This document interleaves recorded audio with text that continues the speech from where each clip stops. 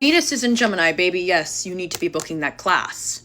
You need to be booking that class. You need to be trying everything. I want you to get the next month, over the course of Venus and Gemini, I want you to be getting your hands dirty. I want you to be getting your hands into every single piece of the pie. Welcome to Venus and Gemini. And this transit is going to be very amplified with the fact that Uranus is also entering Gemini at the same time. So as Venus ingresses into Gemini, she will be conjunct with Uranus in Gemini. You can always switch it up. You can always pivot. Give yourself the freedom to do so. Now, if you are more interested in your love life, this is the drawing that one of my friends got, and this is her fiance. And again, the resemblance is uncanny. If you guys want this tea, link in my bio. Well, yes. And it's crazy because she met this man a month after she got this drawing. Embrace your contradictions.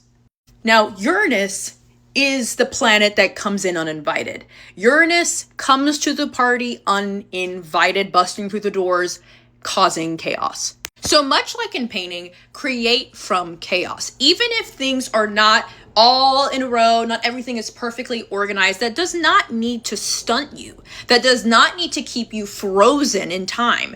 Be comfortable with switching it up with Venus and Uranus together right now, all right? Venus in Gemini is like watching two little clowns or two jesters in a corner giggling and laughing. And you might be looking at them like they're so weird.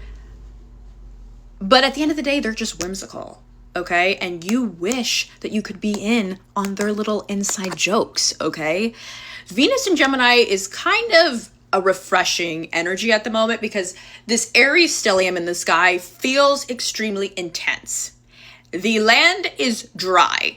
There is nothing growing because there's also nothing in Earth anymore, okay? Uranus is also leaving Taurus, right? So it's scorched Earth at the moment.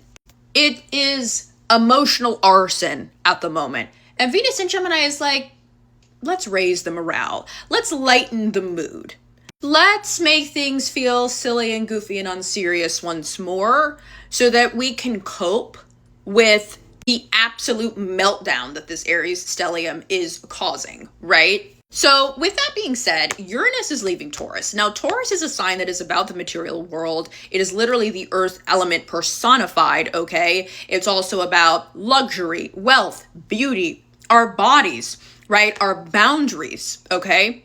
And so Taurus is a sign that refuses to be changeable. However, when Taurus does change, Taurus is a force to be reckoned with, okay? Because I know everyone says Taurus is so stubborn.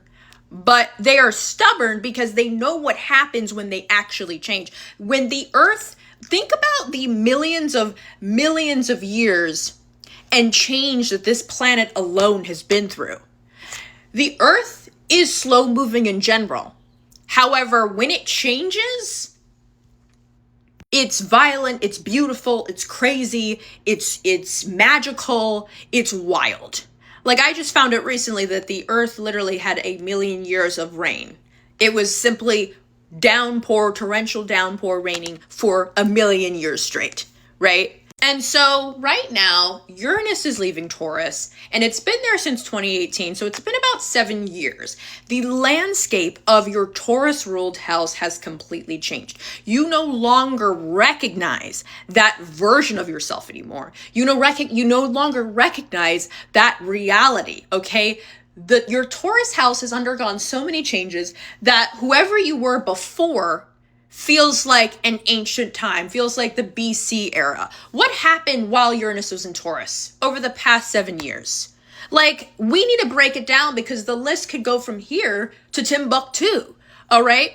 From a global scale, we've had inflation be destabilized. We've had the pandemic change our bodies, the global food chain, the supply chain, right? We've had the beauty and fashion industry going through a lot of different radical changes, right? And so Uranus is the type of planet that truly makes whatever is stable unstable. It breaks down the foundation. Uranus is the embodiment of the Tower card. What goes up must come down, and Uranus busts through the door, okay, uninvited to the party, and gets everyone riled up because Uranus is coming through with new ideas, new innovation. Uranus electrifies the energy of the sign that it's in. So I think that Uranus being in a sign like Taurus that is stubborn, Taurus is a cow on the field. It is not thinking about anything else but what it can see right in front of it. And all Taurus cares about is plowing the field that it is on, and that is it.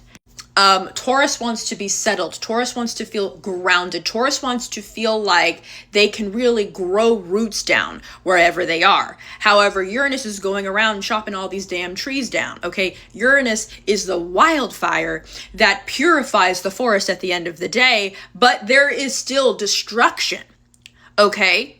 So Uranus in a sign like Taurus that does not want to move, okay, feels frustrating. So your Taurus house has gone through a lot of uncomfortable changes because that really is just the nature of Taurus energy. It's in resistance to those changes, but when it does happen, again, it's a force to be reckoned with. Taurus, when Taurus undergoes change, I mean, when you poke that bear, all right, it's more chaotic than any of the other elements and signs combined, okay? That is why Taurus doesn't like to change. It's not that they can't. It's just that they don't want to because they know the beast that will be unleashed, okay? Taurus cannot change normally. However, Gemini changes every single day. Gemini is metamorphosis. Gemini is being a million places all at once, right? And so this is the sign that Uranus is entering until 2033. And it's really amplifying the energy of Venus in Gemini, okay? Because Venus and Uranus are entering Gemini at the same time. So they are conjunct, right? So I talked about how Uranus is this shocking, electrifying energy that says, oh, and we touch it and we're like, oh, that fucking zapped me. That took me back. I'm clutching my pearls. But wait, I want to know more. Right? I didn't think of it this way. So Uranus in Gemini, Gemini is information. So this is the new target that Uranus is facing right now. Okay? And this is about information. It's how we receive and exchange information. These are the things that Gemini rules. Okay? It's also the things that we think, the things that we subscribe to. Okay? And so the great thing about all of this is that when we look at our Taurus house, we understand that something that was once stable became unstable. Something was disturbed, something was disrupted. And we are coming out the other side knowing that even though Uranus is this tower card that brings the foundation, it shakes the table, right? It literally is the continental drift. We've literally had an earthquake in our Taurus house happening in the background for literally the last 7 years. We could not find our footing as much as we tried. The landscape was changing and it was not time to plant our feet on the ground yet. It was not time to settle down because there was a storm swirling. And so now that storm has drifted away. The sun is coming out. And this is why the Tower card is not the last card of the deck. Because after the Tower card, we have the Star card, symbolizing hope and renewal and restoration of faith. Okay?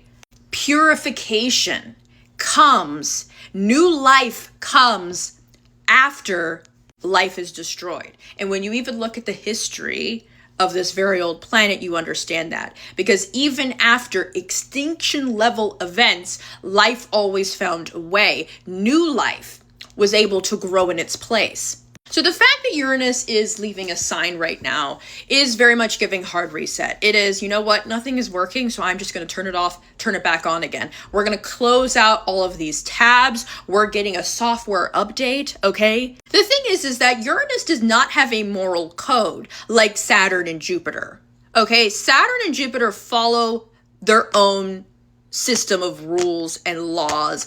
Jupiter has a moral, ethical code, and Saturn has the systems and traditions that have been followed for thousands of years, okay?